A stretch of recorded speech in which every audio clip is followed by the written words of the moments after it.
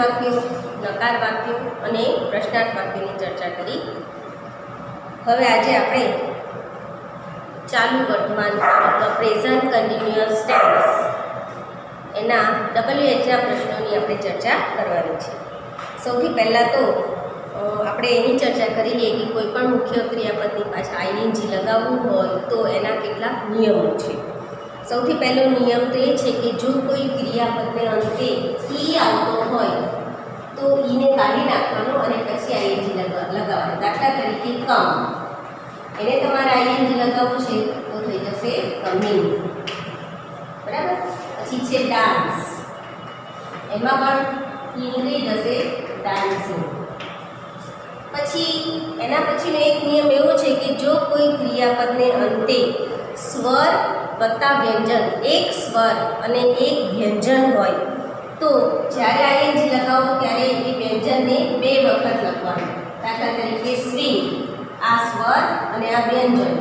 જ્યારે ING લગાવો ત્યારે વ્યંજન 2 વખત લખવાનું, સ્વિમિંગ. એવી જ રીતે રન તો થશે રનિંગ. હવે એના પછીનો એક નિયમ એવો છે કે જો કોઈ ક્રિયાપદને અંતે 2 સ્વર હોય અને એક વ્યંજન હોય તો ફક્ત ING લગાવવાનો. દાખલા તરીકે આ 2 સ્વર અને એક વ્યંજન તો થઈ જશે રીડિંગ, બરાબર. એવી રીતે બીજું છે ફ્લીડ, એમાં પણ 2 સ્વર એક વ્યંજન તો થઈ જશે ફ્લીડ. પછી એક છેલ્લો નિયમ એવો છે કે જો કોઈ ક્રિયાપદને અંતે સ્વર વત્તા W હોય, છેલ્લે આપણે જોવાનું છે કે ક્રિયાપદના સ્પેલિંગમાં સૌથી છેલ્લે સ્વર હોય અને એની પછી W અથવા Y હોય અથવા વ્યંજન વત્તા Y હોય. આમાંનું કાંઈ પણ હોય તો એની પાછળ ફક્ત તમારે ING લગાવી દેવાનું. દાખલા તરીકે પ્લે, આ સ્વર વત્તા Y તો થઈ જશે પ્લેઇંગ, બરાબર. એ રીતે ફ્લાય, આ વ્યંજન વત્તા Y તો થઈ જશે ફ્લાઇંગ. ક્રાય તો થઈ જશે ક્રાય. આ નિયમો બધાને નથી લાગુ પડતા, અમુક ક્રિયાપદો માટે જ આ નિયમો છે. બાકી તો તમે જેમ જેમ ચાલુ વર્તમાનકાળના રૂપો અને એના વાક્યો કે એની એક્સરસાઇઝ સોલ્વ કરતા જશો તેમ તમે જાતે જ સમજી જશો કે કેવી રીતે ING લાગે છે. હવે આજે આપણે ચાલુ વર્તમાનકાળના WHના પ્રશ્નોની ચર્ચા કરવાની છે. WHના પ્રશ્નો આપણે આના આગળના ટેન્સ ચલાયા એમાં પણ મેં ચર્ચા કરી હતી WHના પ્રશ્નોની. એમાં who, what, when, where, which, how many, how much, આ બધા શબ્દો વડે આપણે પ્રશ્નો બનાવીએ છીએ. હવે આજે આપણે ચાલુ વર્તમાનકાળનો સૌથી પહેલો હુ વાળો પ્રશ્ન જોઈએ. દાખલા તરીકે The boys are playing cricket. મેં આ એક વાક્ય લખ્યું છે The boys are playing cricket. અને બીજું એક વાક્ય લખું છું Manoj is playing video game. બરાબર. આ 2 વાક્યો મેં લખ્યા છે. બંને વાક્યમાં મારે હુ વડે પ્રશ્ન બનાવવાનો છે. હુ એટલે થશે કોણ. આમ તો ગ્રામરની રીતે સમજાવીએ તો એનો મતલબ થાય કે જ્યારે હુ વડે પ્રશ્ન બનાવવો હોય ત્યારે તમારે વાક્યમાંથી કર્તાને કાઢી નાખવાના. જે સહાયક ક્રિયાપદની આગળ જે કોઈ શબ્દ છે એ બધા કર્તા કહેવાશે, એ કર્તાને કાઢી નાખવાના. પણ જો તમને કર્તામાં ના સમજ પડે તો તમને મેં નીચે પણ એક વસ્તુ શીખવાડી હતી કે વાક્યમાંથી તમારે મુખ્ય ક્રિયાપદ શોધી લેવાનું. આ મુખ્ય ક્રિયાપદ છે પ્લે. પ્લે એટલે શું થાય? રમવું, બરાબર. રમવું. અને હુ એટલે કોણ. બંને શબ્દોનું ગુજરાતી સાથે બોલો. આને પૂછવાનું, આ જે મુખ્ય ક્રિયાપદ છે વાક્યનો મુખ્ય પાર્ટ છે, એને તમે પૂછો કે કોણ રમે. પ્લે એટલે રમવું, હુ એટલે કોણ. કોણ રમે તો જવાબ આપણને મળે છે કે ધ બોયઝ, બરાબર. એટલે આ જે જવાબ મળે એ જવાબ આપણે પ્રશ્ન બનાવતા રીતે કાઢી નાખવાનો. હવે આ શબ્દ કાઢીને એ જગ્યાએ મારે લખવાનું છે હુ. હુનો પ્રશ્ન હંમેશા એક વચનમાં આવે એવું જ માનવાનું છે. એટલે અહીંયા ભલે વાક્યમાં બહુવચનનું ક્રિયાપદ છે તો આપણે પ્રશ્નમાં એક વચનનું જ ક્રિયાપદ લખવાનું. Who is playing cricket question બરાબર. હુનો પ્રશ્ન હંમેશા એક વચનમાં જ બને, ભલે તમારા વાક્યમાં બહુવચનમાં ક્રિયાપદ હોય, પણ આ નિયમ છે. ગમે તે કાળમાં હુનો પ્રશ્ન એક વચનમાં જ બને. તમને ખબર હોય તો મેં સાદો વર્તમાનકાળ ચલાવ્યો ત્યારે પણ કીધું હતું કે સાદા વર્તમાનકાળના પ્રશ્નમાં હું પછી આપણે જે ક્રિયાપદ લખીએ છીએ એમાં હંમેશા ડઝ નાખીએ છીએ. એનો મતલબ કે કર્તા એક વચનમાં છે તો જ આપણે ડઝ નાખીએ છીએ. એટલે અહીંયા હુનો પ્રશ્ન પછી હંમેશા એક વચનનું જ ક્રિયાપદ લખાશે. બીજો પ્રશ્ન જોઈએ. Manoj is playing video game. આમાં હું પડે કોણ રમે તો મનોજ. મનોજની જગ્યાએ who is playing video game question. બરાબર. જ્યારે આપણે સહાયક ક્રિયાપદથી પ્રશ્ન બનાવીએ છીએ ત્યારે આપણે વાક્યમાંથી કોઈ શબ્દ કાઢતા નથી, પરંતુ જ્યારે હું વડે પ્રશ્ન બનાવીએ છીએ ત્યારે આપણે આપણા વાક્યમાંથી કર્તા સહાયક ક્રિયાપદની આગળના જે કોઈ શબ્દો છે તે શબ્દોને આપણે કર્તા સમજીને કાઢી નાખીએ છીએ તો જ આપણો પ્રશ્ન બને. પ્રશ્ન હંમેશા એવો બનાવવાનો કે એનો જવાબ આપણને આપણા સેન્ટેન્સમાંથી મળવો જોઈએ. કોણ ક્રિકેટ રમી રહ્યું છે તો છોકરાઓ ક્રિકેટ રમી રહ્યા છે. કોણ વિડીયો ગેમ રમે છે તો મનોજ વિડીયો ગેમ રમે છે. પ્રશ્ન બનાવ્યા પછી એનો જવાબ જો આપણા વાક્યમાં હોય તો આપણે જે પ્રશ્ન બનાવ્યો છે તે પ્રશ્ન સાચો થાય. હવે એના પછી આપણે વોટ વડે પ્રશ્ન બનાવીશું. વોટની રચના, વેનની રચના, વેરની રચના આ ત્રણ સેમ છે. ખાલી હુની રચના જ બધા કાળમાં થોડી અલગ છે અને સહેલી છે. દાખલા તરીકે હું અહીંયા વાક્ય લખીશ. Gita is writing a poem. Gita કવિતા લખી રહી છે. હવે મારે એમાં પ્રશ્ન બનાવવો છે વોટથી. વોટ એટલે શું થશે? શું. રાઇટ એટલે લખવું. શું લખવાનું? એ પોયમ. ગ્રામરની ભાષામાં શીખીએ તો વોટ વડે પ્રશ્ન બનાવવા માટે આપણે વાક્યમાંથી કર્મ કાઢી નાખવું પડે, પણ અહીંયા આપણને કર્મમાં ના સમજ પડે તો કાંઈ વાંધો નહીં. મુખ્ય ક્રિયાપદ અને જે શબ્દ વડે પ્રશ્ન બનાવવો છે એનું બેનું ગુજરાતી બોલો. જો તમને જવાબ મળી જાય તો એ શબ્દને તમારે વાક્યમાં પ્રશ્નમાં લખવાનું નથી. હવે મારે વોટ વડે પ્રશ્ન બનાવવો છે. સૌથી પહેલા પ્રશ્ન સૂચક શબ્દ વોટ. હવે આના આગલા કાળ ચલાવ્યા ત્યારે મેં શીખવાડ્યું કે પ્રશ્નાર્થ વાક્ય બનાવવા માટે બે ક્રિયાપદોની વચ્ચે કર્તાને મૂકી દેવાનું. આ બે ક્રિયાપદોની વચ્ચે કર્તા કોણ છે? ગીતા. એ પહેલા તો ઇઝ લખીશ, પછી ગીતા, પછી બીજું ક્રિયાપદ. હવે એની પાછળ અહીંયા આ તો લખવાનું નથી. પાછળ વધારાના શબ્દો હોય તો લખવાના, ના હોય તો question mark. What is Gita writing? Gita શું લખી રહી છે? ચલો એવી રીતે બીજું વાક્ય આપણે લખીએ.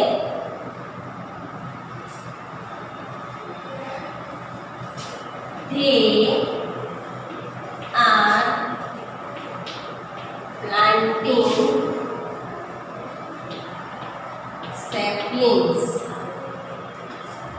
તેઓ છોડવાઓ વાવી રહ્યા છે.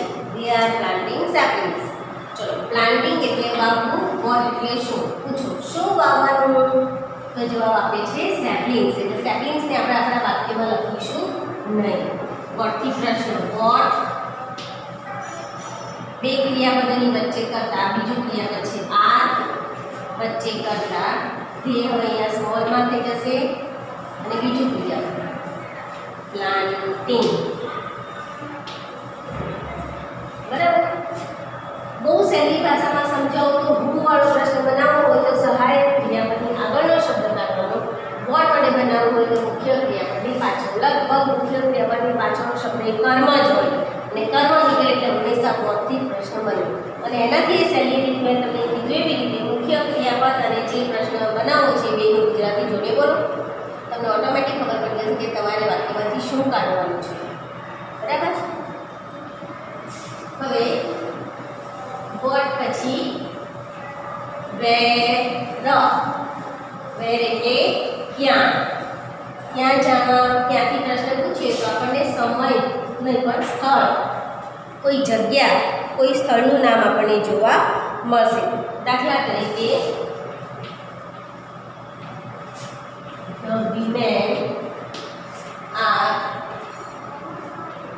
walking in the garden. બરાબર, the women are walking in the garden. હવે મારે વેરથી પ્રશ્ન બનાવવો છે. વેર એટલે ક્યાં, મુખ્ય ક્રિયાપદ ક્યાં છે, આઈએનજી વાળો શબ્દ એ મુખ્ય ક્રિયાપદ, વોક એટલે ચાલવું. ક્યાં ચાલવાનું? તો જવાબ મળ્યો ઇન ધ ગાર્ડન, બગીચામાં. જ્યારે તમે કોઈ પણ સ્થળ પસંદ કરો તો સ્થળની આગળ એક આર્ટિકલ હોય અને આર્ટિકલની આગળ એક પ્રેપોઝિશન હોય. એટલે આ ત્રણે ત્રણ શબ્દોને તમારે વેર વડે પ્રશ્ન બનાવો ત્યારે વાક્યમાંથી કાઢી નાખવા પડે. સૌથી પહેલા વેર, પછી બે ક્રિયાપદો છે આ, એની વચ્ચે વિમેન મૂકી દઈશું. Where are the women walking, છેલ્લે આવશે પ્રશ્નાર્થ ચિહ્ન. Where are the women walking, સ્ત્રીઓ ક્યાં ચાલી રહી છે. હવે એના પછી બીજો એક પ્રશ્ન જોઈ લઈએ.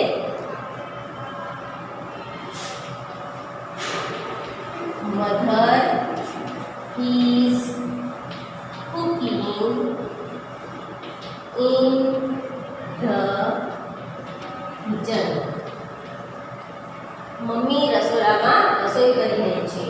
ક્યાં રસોઈ કરી રહી છે? In the kitchen. એ આપણો જવાબ છે. વેરથી પ્રશ્ન બનશે વેર, પહેલું ક્રિયાપદ is, વચ્ચે કરતા, બીજું ક્રિયાપદ cooking. Where is mother cooking? બરાબર, એટલે વેરથી પ્રશ્ન બનાવીએ ત્યારે આપણે સ્થળને વાક્યમાંથી કાઢી લઈએ છીએ. હવે એના પછીનો શબ્દ છે when. when એટલે ક્યારે.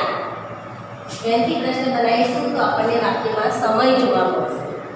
સમય કાઢવા માટે વેનથી પ્રશ્ન બનશે. દાખલા તરીકે Shobha is buying fruits now.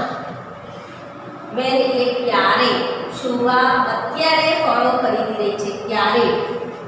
બરાબર, નાવ અત્યારે, એ સમય છે. એને કાઢી નાખો. સૌથી પહેલા when, પછી બે ક્રિયાપદોમાં પહેલું ક્રિયાપદ is, કરતા શોભા. When is Shobha buying fruits? અને છેલ્લે આવશે પ્રશ્નાર્થ ચિહ્ન. બરાબર, પછી બીજું કોઈ વાક્ય લખી લે.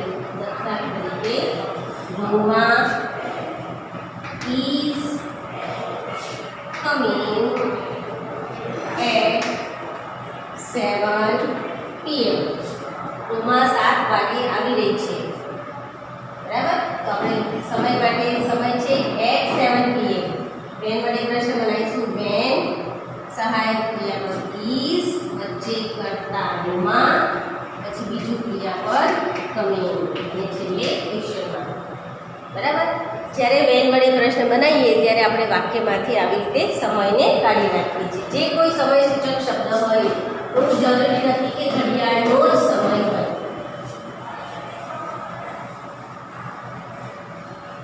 હવે એક તમને બીજ શીખવાડી દઉં. જેવી રીતે વોટમાં આપણે કર્મ કાઢી નાખીએ છીએ એવી રીતે બીજમાં પણ આપણે કર્મ જ કાઢવાનો છે. વોટ અને બીજ આ બંને ઓલ્ટરનેટ છે, સમાનાર્થી છે એકબીજાના. દાખલા તરીકે સુનીલા is buying a pink dress. સુનીલા ગુલાબી ડ્રેસ ખરીદી રહી છે. હવે તમારે આમાં વોટ વડે પ્રશ્ન બનાવવો છે. વોટ એટલે શું, બંને આપણે બનાવીએ. પહેલા વોટ વડે બનાવીએ. શું ખરીદવાનું છે? તો આ પિંક ડ્રેસ, બધું જ કાઢી નાખવાનું. તો સૌથી પહેલા વોટ, પછી બે ક્રિયાપદનું પહેલું ક્રિયાપદ ઇઝ, વચ્ચે કરતા સુનીલા, બીજું ક્રિયાપદ buying. What is Sunila buying? Sunila શું ખરીદી રહી છે? તો ગુલાબી ડ્રેસ. હવે મારે આ જ વાક્યમાં which વડે બનાવવું છે. which, તો which એટલે કયું. જે વસ્તુ ખરીદી રહી છે એમાં કોઈ વિશેષણ હશે. ડ્રેસ ખરીદી છે તો ડ્રેસ માટેનું વિશેષણ આપણા વાક્યમાં છે પિંક, એટલે પિંક કાઢી નાખવાનું. બરાબર. હવે તમે આ ડ્રેસ ખરીદો છો તો લખો which ડ્રેસ, કર્મ. which પછી પહેલા કર્મ લખવાનું. which ડ્રેસ પછી આપણી રચના બે ક્રિયાપદોની વચ્ચે કરતા ઇઝ સુનીલા બાઇંગ. સુનીલા કયો ડ્રેસ ખરીદી રહી છે? તો ગુલાબી. which વડે પ્રશ્ન બનાવો ત્યારે તમે કર્મનું જે વિશેષણ છે એ વિશેષણ કાઢીને પ્રશ્ન બનાવો છો, અને વોટ વડે બનાવો ત્યારે વિશેષણ અને કર્મ બંને કાઢી નાખો છો. આટલો જ ફેર છે. બરાબર. એટલે which અને વોટ બંનેની રચના એક જ સરખી છે. ખાલી આમાં which પછી આપણે કર્મ લખવું પડે, અને આમાં તો આપણે કર્મ વિશેષણ બંને કાઢી નાખીએ છીએ. હવે એના પછી હાઉ મેની, હાઉ મચ, એના પર બે ઉદાહરણ જોઈ લઈએ.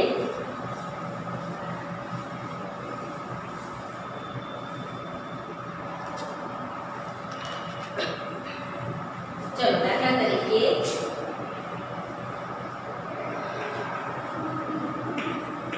Mahesh is drawing two pictures. Mahesh બે ચિત્રો દોરી રહ્યો છે. પહેલા વોટ વડે બનાવી દઈએ. વોટ વડે બનશે ને કે શું દોરી રહ્યો છે? તો બે ચિત્રો, બંને કાઢી નાખો. What is Mahesh drawing. હવે મારે હાઉ મેની એટલે કેટલા. હાઉ મેની નો પ્રશ્ન ક્યારે બને? જ્યારે કોઈ પણ કર્મ સંખ્યા, કોઈ પણ કર્મ ગણી શકાય તેવું હોય ત્યારે એની સંખ્યાને પૂછવા માટે. દાખલા તરીકે મહેશ બે ચિત્ર દોરી રહ્યો છે, તો આપણે હાઉ મેની એટલે કેટલા, તો આપણે પૂછીએ કે મહેશ કેટલા ચિત્ર દોરી રહ્યો છે? તો બે. એટલે આ 2 જે સંખ્યા છે એને આપણે હાઉ મેનીના પ્રશ્નમાં લખીશું નહીં. હાઉ મેની, હવે સંખ્યા કાઢી નાખ્યો. સંખ્યા પછીનું કર્મ અહીંયા લખવાનું છે પિક્ચર્સ. How many pictures. હવે આપણી જૂની રચના બે ક્રિયાપદોની વચ્ચે કરતા ઇઝ મહેશ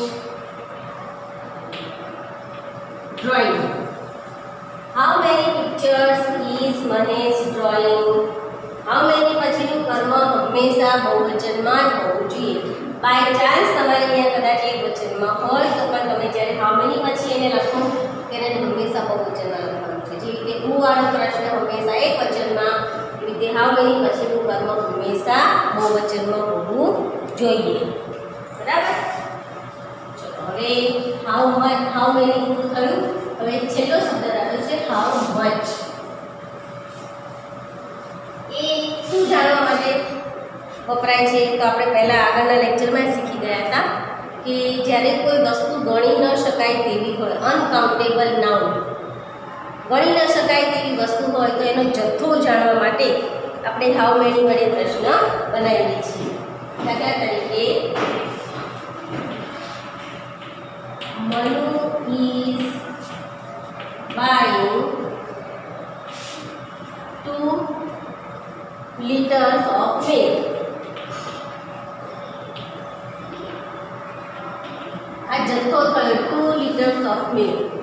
બરાબર. હવે જો આ એવા પ્રકારનું મેં વાક્ય લખ્યું છે કે એમાં તમે હાઉ મેની પણ બનાવી શકો, કારણ કે મેં સંખ્યા આપી છે. તો સંખ્યા આપી છે તો તમે હાઉ મેનીથી પણ પ્રશ્ન બનાવી શકો. દાખલા તરીકે how many litres of milk આખું કર્મ જોડે લખી નાખો. How many liters of milk is Manu buying? Question mark.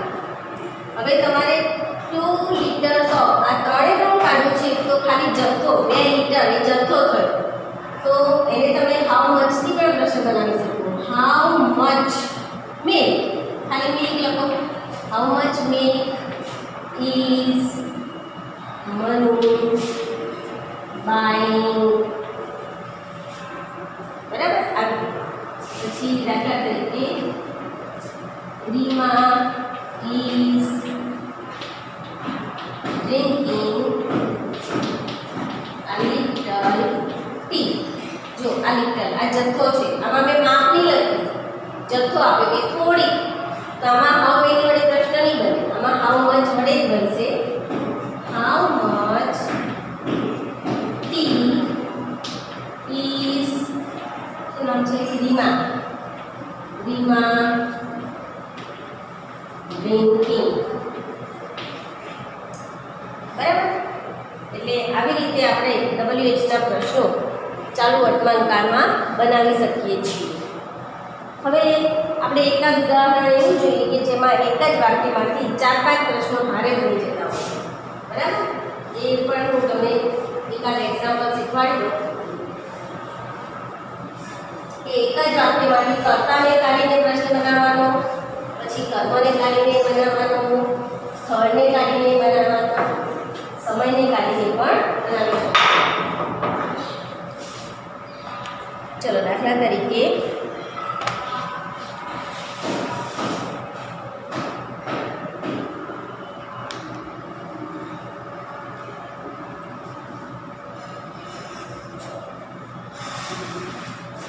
એક વાક્ય લખું છું અહીંયા. સંકેત is learning English now. બરાબર. આટલો આપણે એમાંથી જેટલા પ્રશ્નો બને એટલા આપણે બનાવવાના. એક તો આ સહાયક ક્રિયાપદની આગળ એટલે આ કર્તા છે. કર્તાને કાઢીને પ્રશ્ન બનાવવો હોય તો who વડે બને. આ બીજું ક્રિયાપદ છે ing એના પછીનો શબ્દ કહેવાય કર્મ. કર્મને કાઢીને પ્રશ્ન બનાવવો હોય તો what વડે which વડે બંને વડે. અને આ છે સમય બતાવે છે એટલે when વડે. આટલા પ્રશ્નોમાંથી બનશે.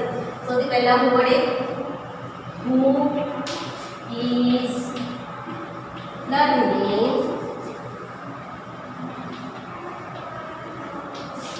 English now? Question mark. Who is learning English now? હવે ઇંગ્લિશ કર્મ છે. કર્મ માટે આપણે પહેલા વોટ વડે બનાવી દઈએ. વોટ પછી બે ક્રિયાપદની વચ્ચે કરતા. આ બે ક્રિયાપદ એની વચ્ચે આવશે સંકેત. is સંકેત learning now? question mark. હવે એ જ ઇંગ્લિશને કાઢીને આપણે which વડે પણ બનાવી શકીએ છીએ. which હવે તમે ઇંગ્લિશ કાઢી નાખો તો ઇંગ્લિશ શું છે? લેંગ્વેજ છે. તમારે સબ્જેક્ટ તરીકે ગણો છો. શું ગણો છો? તમે એને લેંગ્વેજ પણ કહી શકો અને સબ્જેક્ટ પણ કહી શકો. આપણે સબ્જેક્ટ લખી દઈએ. which subject. તમે જે કર્મ કાઢો છો એ કર્મ કયા જૂથનું છે. કોઈ ફળનું નામ છે તો તમે અહીંયા ફ્રૂટ લખી શકો. કોઈ ફૂલનું નામ છે તો ફ્લાવર લખી શકો. કોઈ શાકભાજીનું નામ છે તો વેજીટેબલ લખી શકો. કોઈ વિષયનું નામ છે તો સબ્જેક્ટ લખી શકો. કોઈ ભાષાનું નામ છે તો લેંગ્વેજ લખી શકો. જે તમે કાઢો છો એ કયા જૂથનું છે એ જૂથ અહીંયા લખવાનું છે. બરાબર. which subject. હવે આપણી રચના બે ક્રિયાપદની વચ્ચે કરતા. is સંકેત learning now? question. બરાબર. what અને which. અને હવે છેલ્લું now સમય. સમય માટે when વડે પ્રશ્ન. when બે ક્રિયાપદની વચ્ચે કરતા એટલે is સંકેત learning. હવે કર્મ લખી નાખવાનું અને ખાલી સમય દર્શાવતો શબ્દ કાઢી નાખવાનું. when is સંકેત learning English. બરાબર. પછી એકાદ વાક્ય જોઈ લઈએ. સમજ પડે છે?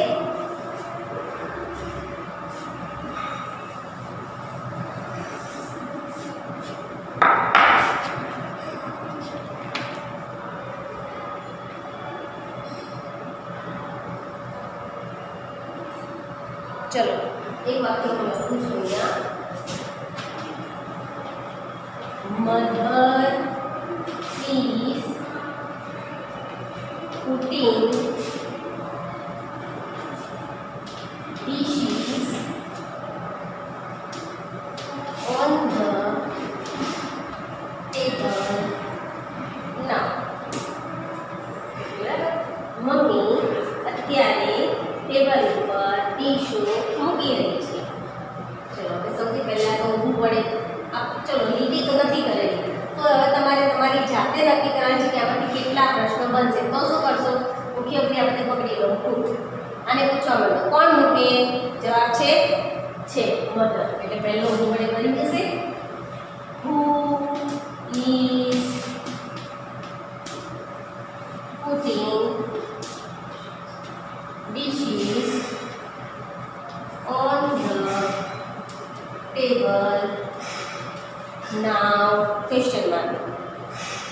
હવે પાછું પૂછને પૂછવાનું. આપણે હુ એટલે કોણ, શું, ક્યાં, ક્યારે, કેટલા, કેટલું, આટલું આપણે શીખી ગયા. હવે આને પૂછો. પહેલું કોણનું પૂછ્યું કે કોણે મૂક્યું? તો આપણે મધર જવાબ મળે એટલે આપણે હું મળે પ્રશ્ન. હવે આને પૂછો શું મૂક્યું? ડિશિસ. એટલે ડિશિસ કાઢીને પ્રશ્ન બનાવવાનો. શું એટલે વોટ. પછી વોટની રચના તો ખબર જ છે, બે ક્રિયાપદોની વચ્ચે કરતા. Is mother putting. હવે ડિશિસ કાઢી નાખો, બાકીની બધા લખી નાખો. ઓન ધ ટેબલ નાવ. બરાબર. શું મૂક્યું? કોણે મૂક્યું? તો કે મમ્મી મૂક્યું. શું મૂક્યું? તો ડીશો મૂકી. ક્યાં મૂકી? On the table. વેર. ક્યાં? વેર વડે પ્રશ્ન બનશે. વેર. પાછી બે ક્રિયાપદોની વચ્ચે કરતા. Where is mother putting. તો અહીંયા કામમાં લખવાનું છે ડિશિસ ઓન ધ ટેબલ. કાઢી નાખવાનું ના. બરાબર. કોણે મૂક્યું? શું મૂક્યું? ક્યાં મૂક્યું? અને હવે છેલ્લે પૂછીશું ક્યારે મૂક્યું? ક્યારે. તો નાવ છે એટલે સમય બતાવે છે. વેનમાં વળી પાછી બે ક્રિયાપદોની વચ્ચે કરતા. When is mother putting dishes. હવે સ્થળ લખી નાખવાનો, સમય કાઢવાનો છે. On the table. બરાબર. કદાચ અહીંયા આવ્યું હોય સંખ્યા, દાખલા તરીકે 10. 10 ડીશો મમ્મી ટેબલ પર મૂકી રહી છે. તો હાલો હાઉ મેની પણ બનાવી નાખીએ આપણે. હાઉ મેની 10 શું છે? 10 ને કાઢવાનું છે. તો 10 એ શું છે? સંખ્યા છે. તો સંખ્યા શેની સંખ્યા છે? ડીશીસની. એટલે અહીંયા લખો ડીશીસ. How many dishes. હવે પાછી આપણી રચના બે ક્રિયાપદોની વચ્ચે કરતા. Is mother putting. પાછું સ્થળ ઓન ધ ટેબલ. પાછું સમય અને છેલ્લે પ્રશ્ન ચિહ્ન. How many dishes is mother putting on the table. બરાબર. આ રીતે ચાલુ વર્તમાન કાળમાં WH ના પ્રશ્નોની ચર્ચા પૂરી થઈ. આ લેક્ચરના અંતે આપણો આ કાળ પણ પૂરો થાય છે. આની સાથે સાથે હું જે કંઈ નોટ્સ અને એક્સરસાઇઝના ફોટા પાડીને મોકલું તે